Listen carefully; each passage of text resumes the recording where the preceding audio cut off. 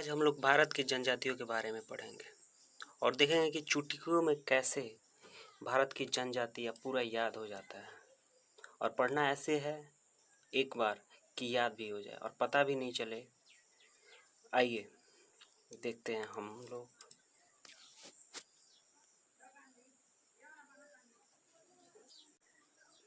इसमें थोड़ा सा ट्रिक और निमोनिक्स का यूज किया जाएगा, जिसमें आपको देखेंगे कि कितनी आसानी से कहानी की तरह आपको जनजातियाँ मुँह जुबानी एकदम याद हो जाएगा।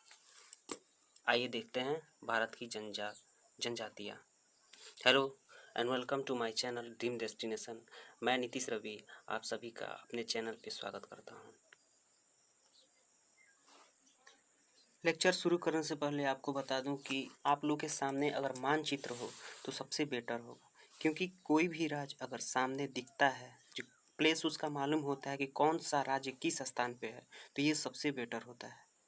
और अपने भारत में जितने भी राज्य हैं 28 राज्य और 28 राज्य का अनुमान होना चाहिए कि कोई अगर नाम बताए या उत्तर प्रदेश नाम रखता है तो आपको मालूम होना चाहिए कि वो कहाँ पे है, किस स्थान पे स्थित है। ठीक वैसे ही झारखंड, झारखंड को आपको बिहार से थोड़ा नीचे, वैसे ही गुजरात, गुजरात के ऊपर राजस्थान। ऐसे आप लोग को अपने साथ मानचित्र रखना आवश्यक है, यानी रखेंगे तो सबसे बेटर ही होगा। अगर याद है तो कोई दिक्कत नहीं। आइए शुरू करते हैं जनजातियाँ।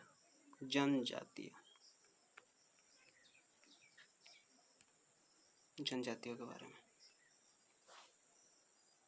भारत में चारों ओर, मतलब कि उत्तर पूर्वी या भी पश्चिमी या फिर मध्य में देखा या फिर पूर्व दिशा में देखे या फिर पूर्वी उत्तरी में देखें, तो कुछ भागों को विशेष प्रजाति पाया जाता है। जैसे अगर हम लोग देखें तो ये पूर्वी भाग के लोगों को मोंगलाइड प्रजाति को मोंगलाइड प्रजाति के लोग कहा जाता है। इस यहाँ पे लेपचा, कुकी, खासी, जैंतिया ये सब जनजातियाँ पाई जाती हैं। वहीं पे अगर हम लोग यहाँ अंडमान निकोबार के देखें तो ये इनको निग्रिटो प्रजाति के लोग कहा जाता है, जिसमें जारवा, ओंज, सैम्पेन आदि प्रजातियाँ पाई जाती है। इसमें सेंटलीज भी होता है, सैम्पेन होता है। वैसे ही अगर मध्य, जहाँ पे पठारी भाग है जिसमें आता है, इसमें मध्य प्रदेश या फिर इस क्षेत्र में पड़ने वाले जितने भी राज्य हैं उन सारे लोगों को प्रोटोस्क्लाइड लोग कहा, जिसमें द्रविड़ परिवार के सदस्य भी इनको कहा जा सकता है। इन क्षेत्रों में मुख्यतः गोंड, भील, ग्रासिया, टोडा ये सब सारी जनजातियाँ इस क्षेत्रों में पाए जाते हैं। आइए अंडमान निकोबार द्वीप समूह के कुछ जनजातियों के बारे में जानते हैं, जिसमें प्रमुख और प्राचीन जनजाति है, जिसमें लगभग 5000 साल पुरानी है। इनकी वर्तमान में जनसंख्या बहुत ही कम है, लगभग 250 से 450 के जनसंख्या में ये पाए जाते हैं। अंडमान निकोबार में और भी बहुत सारी जनजातियाँ पाया जाता है, जिसमें जारवा है। जारवा तो आप देख चुके हैं। जारवा के अलावा सैम्पेन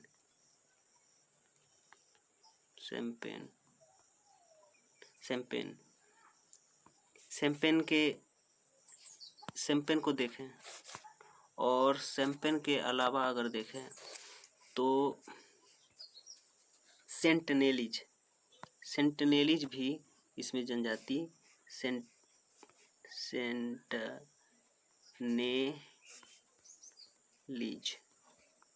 सेंटनेलीज जनजातियाँ भी पाई जाती है। इसमें ओजे जनजाति भी पाई जाती है। तो इन सारी चीज़ों को थोड़ा सा जानिएगा। अंडमान निकोबार द्वीप समूह में जारवा, अंडमान निको के समूह में जारवा, सेंटेनेलीज, ओजे आदि जनजातियाँ पाई जाती है। तो अंडमान निकोबार द्वीप समूह कहाँ है? प्लेस आप लोग के दिमाग में होना चाहिए दक्षिण पूरब में ये स्थिति है। और अंडमान निकोबार द्वीप समूह के प्रमुख जनजातियाँ बताइए। जारवा, जो भारत की सबसे प्राचीन जनजाति है। और यहाँ कौन कौन से पाया जाता है एक बार बताइए। जारवा, सेंटिनलीज और ओजे। वहीं झारखंड की बात करें तो झारखंड में बहुत सारी जनजातियाँ पाई जाती हैं। झारखंड में संथाल, उराव, हो, मुंडा आदि जनजाति पाई जाती है, जिनमें मुंडा ये जनजाति छोटा नागपुर क्षेत्र में निवास करती है, जिसमें उराव, हो, मुंडा जनजाति के लोग त्यौहार मनाते हैं, जिसमें सरहुल हो गया, फागु हो गया, भागे हो गया। ये कौन सा उन लोगों का ये जनजातीय त्यौहार है, जिसमें सरहुल एक प्रकार का फूलों का त्यौहार है। एक बैगा जनजाति भी पाया जाता है। बैगा जनजाति 2 राज्यों में पाया जाता है, एक तो झारखंड, और झारखंड से सबसे ज़्यादा अगर बैगा कोई जनजाति है और पाया जाता है तो वो हो गया आपको मध्य प्रदेश में। सबसे ज़्यादा बैगा जनजाति कहाँ पाया जाता है तो मध्य प्रदेश में। अगर क्वेश्चन पूछे कि बैगा जनजाति सबसे अधिक किस राज्य में पाया जाता है तो ये मध्य प्रदेश होगा, और ये झारखंड में ही पाया जाता है। इसमें थोड़ा सा हम याद करने की कोशिश करेंगे। झारखंड, झारखंड का मतलब कि झाड़, और झाड़ यानी जंगल, जंगल में क्या रहेगा, पक्षी रहेगी। एक याद कीजिए कि झारखंड से आप लोग को ये मुंडा विद्रोह और संथाल विद्रोह ये सबको याद है। मुंडा और संथाल ये दोनों याद है। अब बाकी बचा हम लोग के पास उराव हो। तो देखिए उरावा हो मतलब कि एक भोजपुरी में बोला जाता है उराव हो, उरावा हो, उरावा यानी कि झाड़ पे एक चिड़िया बैठ गई है और कुछ मुंडा, मुंडा मतलब कुछ लड़के, कुछ मुंडा लड़के बोल रहे हैं उड़ावा हो, यानी उड़ाव से हो गया उड़ाव, उड़ाव जनजाति, और हो से क्या हो गया हो जनजाति। तो ये थोड़ा सा निमोनिक्स अपने दिमाग में रखेंगे तो ये याद होने में बहुत आसानी होगी। झारखंड हो गया। झारखंड के बाद से हम लोग आगे चलते हैं, देखते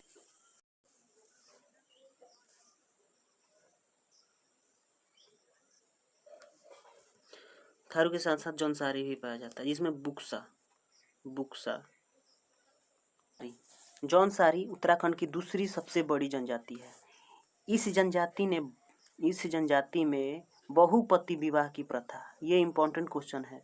क्वेश्चन पूछता है कि कौन सी जनजाति बहुपति विवाह की प्रथा चलाई गई है, मतलब होती है, तो इसमें जौनसारी आएगा। तो जौनसारी के बाद यहाँ पे बुक्सा एक जनजाति है, बुक्सा एक जनजाति है, बुक्सा एक जनजाति है जिसमें अनुलोम विलोम, अनुलोम प्रतिलोम, सॉरी विलोम नहीं, इस जनजाति में अनुलोम प्रतिलोम विवाह का प्रचलन है। किस जनजाति में, बुक्सा जनजाति में। बुक्सा जनजाति में इसमें क्या होता है कि लड़का पक्ष वाला अमीर घर से होता है और लड़की पक्ष वाले गरीब या फिर थोड़ा सा तबके वर्ग के होते हैं। ये एक तरह का अंतर्जातीय विवाह भी होता है। यहाँ पे आप लोग थोड़ा सा ध्यान दीजिएगा तो यहाँ देखिएगा, यहाँ पे दिखा गया है जौनसारी, यहाँ पे उत्तराखंड के बारे में, यहाँ पे थारू, भोटिया, बुक्सा, जौनसारी ये कहाँ की जनजातियाँ हैं, जो उत्तराखंड की। इसमें देख रहे हैं उत्तर प्रदेश, इतना बार रिपीटेशन आप लोग को हो जाएगा, आप लोग को बार बार याद हो जाएगा। आगे देखते हैं कि उत्तर प्रदेश में अगर देखें तो उत्तर प्रदेश में यहाँ पे गोंड, आप लोगों ने देखा होगा, यहाँ पे गोंड जनजाति भी निवास करती है। गोंड जनजाति उत्तर प्रदेश की सबसे बड़ी, ये तो आप लोग पहले ही जाने। एक जनजाति एक होता है, एक जनजाति आप लोग याद रखिए, एक जनजाति होता है जिसमें एक जनजाति खरवार। ये जनजाति लोग ना बहुत ही क्रोधी प्रवृत्ति के होते हैं, क्रोधी प्रवृत्ति के होते हैं, जो शारीरिक रूप से बहुत ही मजबूत होते हैं। और खरवार जाति के लोग ना यहाँ उत्तर प्रदेश के अलावा बिहार में, छत्तीसगढ़ में, झारखंड और उड़ीसा में भी पाए जाते हैं। तो यहाँ उत्तर प्रदेश में आप लोग को ध्यान देने वाली बात यहाँ ये है कि थारू, यहाँ पे थारू जनजातियाँ, थारू, भोटिया, गोंड, खरवार, ये कहाँ की जनजातियाँ हैं, यूपी के, उत्तर प्रदेश के। तो ये याद रखना आप लोग को। उत्तर प्रदेश की जनजातियाँ एक बार बोलिए, गोंड, खरवार, थारू, भोटिया। गोंड, खरवार, थारू, भोटिया। ये कहाँ की जनजातियाँ हैं? उत्तर प्रदेश की। अब आते हैं मध्य प्रदेश। मध्य प्रदेश की जनजातियाँ यहाँ पे द्रविड़ परिवार की जनजातियों में आती है। और मध्य प्रदेश की सबसे बड़ी अगर कोई जनजाति है तो वो भील भील है, भील जनजाति है, जो सबसे ज़्यादा अगर कहें तो सबसे ज़्यादा मध्य प्रदेश में, उसके बाद से गुजरात में, उसके बाद से राजस्थान में पाए जाते हैं। राजस्थान गुजरात में भी भील जनजातियाँ, वहाँ पर भी सबसे बड़ी जनजाति समूह है ये भील। भील जनजाति आप लोग देखे होंगे, भील जनजाति राजस्थान, गुजरात, मध्य प्रदेश, यही यहाँ की मुख्यतः यही प्रमुख प्रमुख जनजातियाँ है। मध्य प्रदेश में और गोंड की भी ये जनजाति भी एमपी में सबसे अधिक निवास करती है। लगभग 50 लाख लोग गोंड जनजाति के लोग मध्य प्रदेश में निवास करते हैं। गोंड जनजाति छत्तीसगढ़ में भी अधिक मात्रा में निवास करती है। छत्तीसगढ़ में गोंड जनजाति की जनसंख्या 40 लाख है, जबकि मध्य प्रदेश में कितना बताए थे? मध्य प्रदेश में 50 लाख। छत्तीसगढ़ की सबसे बड़ी जनजाति है, लेकिन छत्तीसगढ़ की सबसे बड़ी जनजाति भी क्या है? गोंड है। यह जनजाति पशु बलि प्रथा के लिए प्रसिद्ध है। और मध्य प्रदेश में और देखा जाए तो मध्य प्रदेश में और जनजातियों के बारे में देखा जाए तो यहाँ पे एक मिनट, यहाँ पे कोल, सहारिया, ये दोनों जनजातियाँ भी पाई जाती हैं। यहाँ कोल जनजातियों का मुख्य व्यवसाय कृषि होता है। सहारिया यह जनजाति मध्य प्रदेश के सबसे अधिक मात्रा में निवास करती है। मध्य प्रदेश में सबसे ज़्यादा निवास करती है। साथ ही राजस्थान के कुछ मात्रा में निवास करती है, ज़्यादा नहीं। अगर सहारिया जनजाति कहा जाए कि जनसंख्या में सबसे ज़्यादा कहाँ पाई जाती है तो अब क्या बताएंगे? एमपी यानी मध्य प्रदेश। उसके अलावा अगर पूछे कि ये जनजाति किस राज्य में निवास करती है तो राजस्थान में। अब गुजरात के बारे में देखते हैं। गुजरात की सबसे बड़ी अगर कोई जनजाति है, गुजरात की सबसे बड़ी जनजाति कहें तो सबसे बड़ी जनजाति कौन सा है? सबसे बड़ी जनजाति है भील। कौन सी जनजाति है? भील।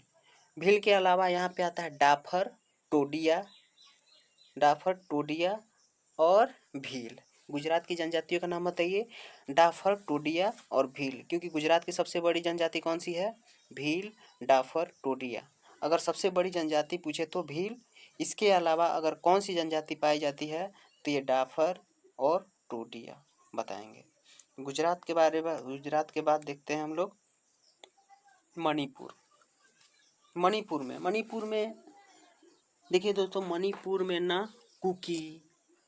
में कुकी, मैकी, तारो, ये सब क्या है? ये सब पाए जाते हैं आपको मणिपुर में। बस इतना याद रखेंगे कि मणिपुर में कौन सी है? कुकी और मैकी। कौन सी है? कुकी और मैकी। मणिपुर में कौन सी है? कुकी और मैकी।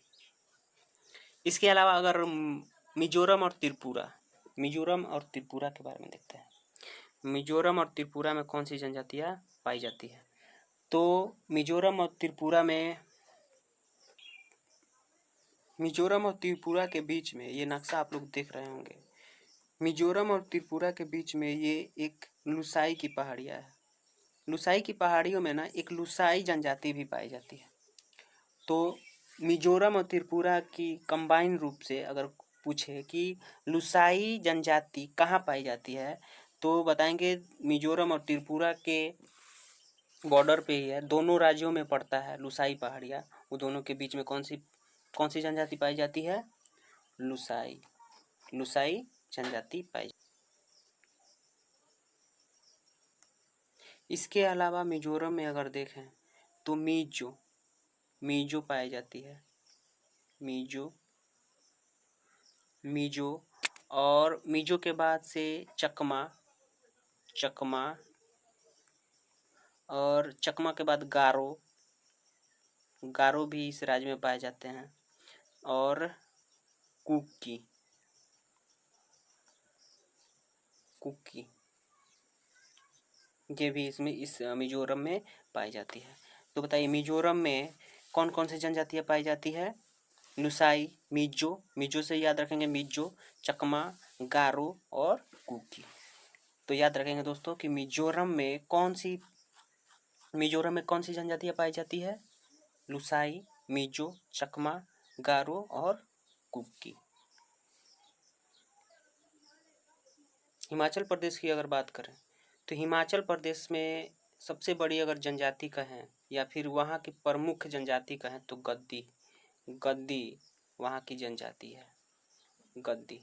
एक थोड़ा सा याद रखेंगे, हिमाचल प्रदेश में ठंडी बहुत ज़्यादा पड़ती है, तो ठंडी पड़ने की वजह से लोग कैसे कपड़ा पहने? गद्देदार, गद्दी से याद रखेंगे, गद्देदार। तो हिमाचल प्रदेश में कौन सी जनजाति? गद्दी जनजाति। तो इस निमोनिक को थोड़ा सा याद रखेंगे कि हिमाचल प्रदेश में ठंडा ज़्यादा लगता है, जिसके कारण लोग गद्देदार कपड़ा या फिर गद्दी वाला कपड़ा पहनते हैं। इससे आप लोग को थोड़ा सा दिमाग में बैठा रहेगा। यहीं पर अगर जम्मू कश्मीर की बात करें, कश्मीर की बात करें तो जम्मू कश्मीर, क्योंकि जम्मू कश्मीर और लद्दाख दो ठो स्थान हो गया है, दो जगह हो गया, दो राज्य हो गया है। तो जम्मू कश्मीर में बकरवाल, जम्मू कश्मीर में बकरवाल से याद रखेंगे बकरवाल, यानी कि, और इससे याद रखेंगे बकरवाल। और लद्दाख में चंगपा। तो इसको याद करने की एक ही लाइन में याद रखेंगे कि लद्दाख चंगपा, ऐसे याद रखेंगे, लद्दाख चंगपा। क्योंकि लद्दाख नया न्यू राज्य बना है, तो अभी इसके लिए आप लोग जम्मू कश्मीर ही कभी पूछ दे कि चंगपा, अगर ऑप्शन में लद्दाख नहीं दिया गया है तो आप लोग लद्दाख जम्मू कश्मीर ही मान सकते हैं यहाँ पे। तो याद रखेंगे आप लोग, जम्मू कश्मीर में बकरवाल और लद्दाख में चंगपा। वहीं पे अगर नीलगिरी पहाड़ियों के बीच एक क्वेश्चन आता है कि नीलगिरी पहाड़ी पे रहने वाले जनजाति का क्या नाम है, तो टोडा जनजाति। ये द्रविड़ परिवार की एक जनजाति है जो नीलगिरी पहाड़ियों पर निवास करती है। इस जनजाति में भी बहुपति विवाह का प्रथा प्रचलन में है। तो आप लोगों ने देखा होगा कि एक और जनजाति थी, उसका आप लोग कमेंट में नाम बताइएगा कि कौन सी एक जनजाति थी जिसमें बहु विवाह की प्रथा प्रचलन में थी, जो कि पीछे हम बता चुके हैं। इसके अलावा चोंचू जनजाति, कभी चोंचू भी बोला गया है, इसमें चेंचू इसमें लिखा गया है। ये जनजाति आंध्र प्रदेश, तेलंगाना, उड़ीसा में निवास करती है। कुछ मात्रा में ये केरल में भी निवास करती है। मुख्यतः अगर पूछा जाए कि चोंचू जनजाति और ये ऑप्शन दिया गया हो तो आंध्र प्रदेश ही मारेंगे तो सही होगा। तो ये बताइए कि चोंचू जनजाति किस राज्य में है, मुख्यतः किस राज्य में किस राज्य के मुख्यतः जनजाति है, तो आंध्र प्रदेश की। और आंध्र प्रदेश नीलगिरी पहाड़ी पे कौन सी जनजाति रहता है? टोडा जनजाति। अगर वहीं मेघालय की बात करें तो मेघालय में गारो, खासी, जंतिया, ये तो आप लोग को याद होना ही चाहिए कि मेघालय में कौन सी जनजाति मुख्यतः पाई जाती है, क्योंकि यहाँ पे गारो, खासी, जंतिया के नाम से पहाड़ियाँ भी है, उन्हीं के नाम से उन पे रहने वाली जनजातियों का उन्हीं के नाम से जाना जाता है। तो गारो, खासी और जैंतिया, उसके बाद से गारो, खासी, जैंतिया, हमार, मिकिर, इसमें एक और है मिकिर, ये इसमें एक ट्रिक दिया गया है, लेकिन आप लोग को कोई इसकी ज़रूरत ही नहीं है, याद करने से कोई फ़ायदा नहीं है, क्योंकि ट्रिक जो होता है, ट्रिक एक दिन के लिए याद हो जाएगा, एग्ज़ाम में आपको भूलने के सिवा कोई चारा नहीं मिलता है। कुछ ट्रिक ऐसे होते हैं जिसको याद किया जा सकता है। लंबा ट्रिक याद करने से ये होता है कि थोड़ा सा भी मिस्टेक हुआ तो एग्ज़ाम में आप सही करने के बजाय गलत ज़्यादा करेंगे। इसलिए बड़े ट्रिक को याद करना छोड़ दें, ये आदत में न डालें कि बड़ा ट्रिक कोई बताता है कि ऐसे इतना बड़ा तो बड़ा ट्रिक से कोई मतलब ही नहीं बनता है। अगर छोटा सा निमोनिक्स बना के आपको याद होता है तो वैसे ही कोशिश करें कि याद हो जाए। तो मेघालय में बताइए गारो, खासी, जैंतिया, हमार, निंजा, मिकिर, ये क्या है? मेघालय की जनजातियाँ है। इम्पोर्टेंट पॉइंट में देखें तो खासी जैंतिया के लोग झूमिंग खेती, इसका मतलब होता है स्थानांतरित कृषि करते हैं। अगर पूछा जाए कि खासी जनजाति के लोग झूमी खेती कहाँ की कैसी जनजाति, कौन सी जनजाति इसकी खेती करती है, तो खासी जनजाति कहेंगे। और यहाँ पे नागा जनजाति जो होती है नागालैंड में निवास करती है। नागा जनजाति कहाँ निवास करती है? नागालैंड में। वहीं अंत में अगर देखें तो बिरहोर एक जनजाति होती है। बिरहोर का मतलब होता है जंगल का आदमी। बिरहोर का मतलब होता है जंगल का आदमी। और जंगल सबसे ज़्यादा अगर कहें तो छत्तीसगढ़ में भी बहुत ज़्यादा जंगल पाया जाता है। तो छत्तीसगढ़ में पाए जाने वाली जनजाति कौन सा है? बिरहोर। बिरहोर कौन सी जनजाति है? बिरहोर। वहीं पे अगर थोड़ा सा हम लोग ध्यान दें, यहाँ पे थोड़ा सा ध्यान दें तो आप लोग इस मैप को देखिए और अंदाज़ा लगाइए कि ये कौन सा स्टेट की बात हो रही है। तो आप लोगों ने थोड़ा सा ध्यान दिया होगा। तो बताइए ये ये कौन सा राज्य है? ये कौन सा राज्य है? झारखंड। और झारखंड में सबसे ज़्यादा कौन सी जनजाति पाई जाती है? संथाल। वहीं पे अगर ये उत्तर प्रदेश, ये कौन सा राज्य है? उत्तर प्रदेश। उत्तर प्रदेश की सबसे बड़ी जनजाति गोंड। और उत्तर प्रदेश के ऊपर उत्तराखंड। उत्तराखंड में सबसे बड़ी जनजाति थारू। वहीं पे अगर यहाँ पे कहें राजस्थान, यहाँ पे गुजरात और मध्य प्रदेश। राजस्थान, गुजरात और मध्य प्रदेश में सबसे बड़ी जनजाति भील। और यहीं पे नीचे अगर देखें छत्तीसगढ़, ये हो गया आपको छत्तीसगढ़। जो छत्तीसगढ़ में सबसे बड़ी जनजाति कौन सी है? गोंड। तो ये आप लोग को थोड़ा सा दिमाग में लाना है और याद करते रहना है, देखते रहना है। एक बार में नहीं तो 2 बार कम से कम इस वीडियो को देखें। और उम्मीद है कि ये सेगमेंट आप लोग को बहुत अच्छा लगा होगा। अगर लगा हो तो लाइक करें और अपने दोस्तों को शेयर करें। धन्यवाद।